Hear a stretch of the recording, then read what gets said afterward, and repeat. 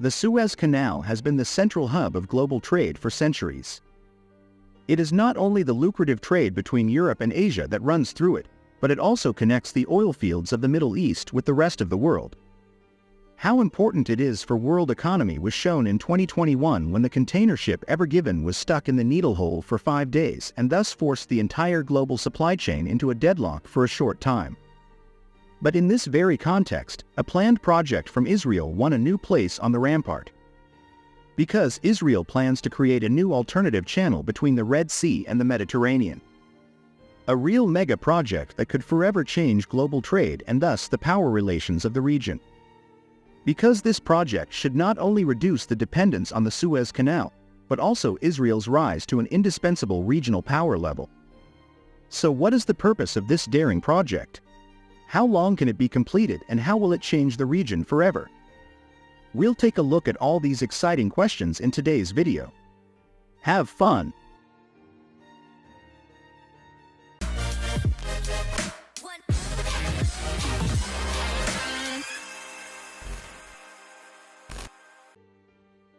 In order to understand the motivation and importance of the planned channel, we first have to look at the history. Because already centuries ago, the planning for a connecting route between the Red Sea and the Mediterranean began to drastically shorten trade between Europe and Asia. Because in order to transport goods over long distances, it is incredibly time-consuming and costly to do this over the country road. There was the legendary Silk Road, but already in the Middle Ages trade was largely done on the sea route. But in order to benefit from lucrative trade with India or China, there was only one possible way. The ship route around all of Africa. This began in the European ports, led along the West African coast around the Cape of Good Hope at the southern tip of Africa and then eastwards along the East African coast over the Indian Ocean to Asia. But this route was considered extremely dangerous because the ships often had to deal with the rough seas and unpredictable weather conditions. In addition, the route took months and despite numerous support points along the route, ships disappeared without a trace again and again. And so it was already early to make alternative proposals to drastically shorten the way to Asia. Because there has always been a geographical interface that seemed to be made again by crossing. I'm talking about the peninsula Sinai, which is surrounded by two sides of water cuts. The peninsula is the connecting line between Africa and Asia, and the Mediterranean is only a few hundred kilometers from the Red Sea. Already the Republic of Venice made the Ottoman Empire the proposal for a canal construction. And later Napoleon also took up the idea with his Egyptian campaign to disrupt British trade with India and become rulers over Asian trade. But his measures came to the result that the Red Sea was about 10 meters higher than the Mediterranean. And so a canal construction with the technology at the time seemed impossible. And the plans also lay on the ice for several decades. But under Muhammad Ali Pasha, Egypt later achieved relative independence. And with him and his successor, Egypt pursued an expansive policy and introduced the history of modern Egypt. And this also included the resumption of the construction plans. With the help of the British and French, new measures took place that now gave green light to such a construction project.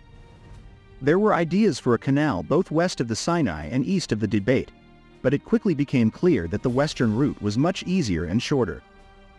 And so the construction of the Suez Canal began in 1859 under the direction of a French diplomat and engineer. The construction took 10 years, and so the canal was officially opened on November 17, 1869. The completion of the Suez Canal was considered an enormous technical masterpiece at the time.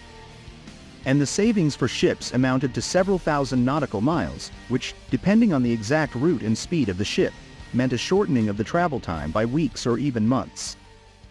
This had an enormous impact on global trade, as the trade relations between the continents were now significantly facilitated. But let's now jump a century forward in history.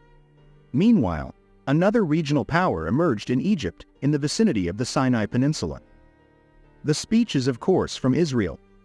After the Second World War, founded under the supervision of the USA, the Jewish state quickly developed into a pioneer in economic and technological terms. But there were always conflicts with its Arab neighbors. In the Six-Day War of 1967, Israel was able to conquer areas such as the Sinai Peninsula and the Gaza Strip in the meantime. However, this had to come down to international pressure. And so it was already early to come up with a plan that should dampen the power of Egypt over global trade. The construction of its own canal. This should run east of the Sinai Peninsula and at the narrow point where Israel has sea access, in the Gulf of Aqaba in the Red Sea. The Ben Gurion Canal project, named after Israel's founding father and first Prime Minister David Ben Gurion, was to become wider than the Suez Canal and thus offer a real alternative to it. But technologically, this seemed to be highly demanding at first. And so the plan for canal construction disappeared in the drawer for a few decades until it was dug up again a few years ago. Because with the help of the most modern technologies and the technological progress that Israel has made, such an undertaking seems to be realistic today. In addition, Israel now has new allies who are also interested in such a canal.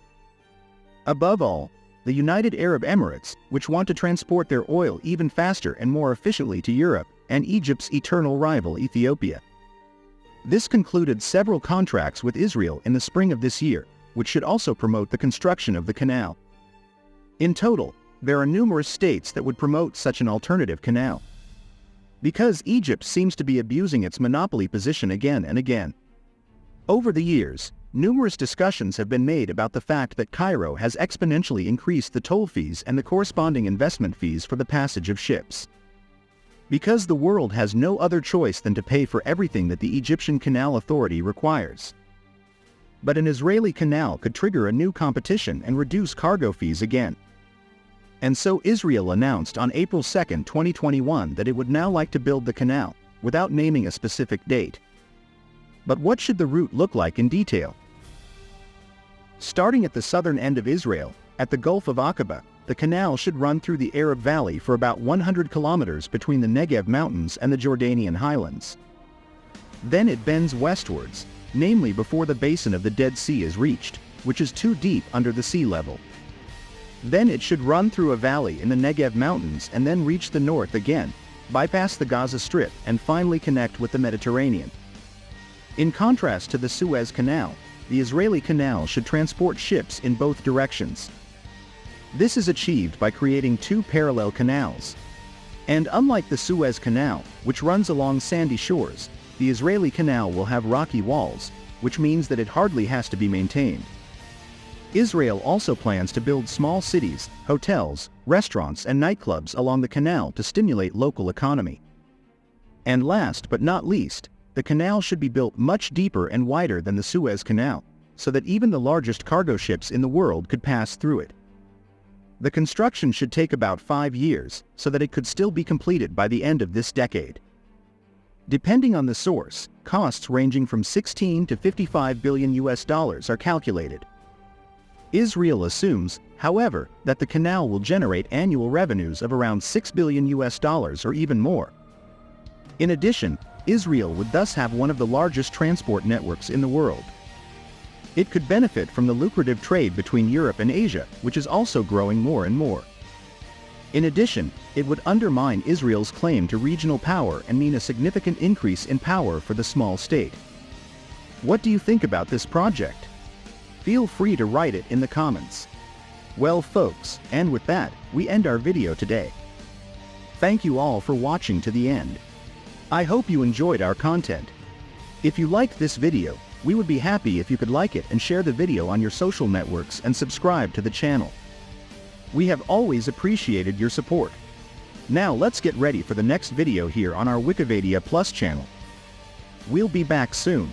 A big hug and until then, bye!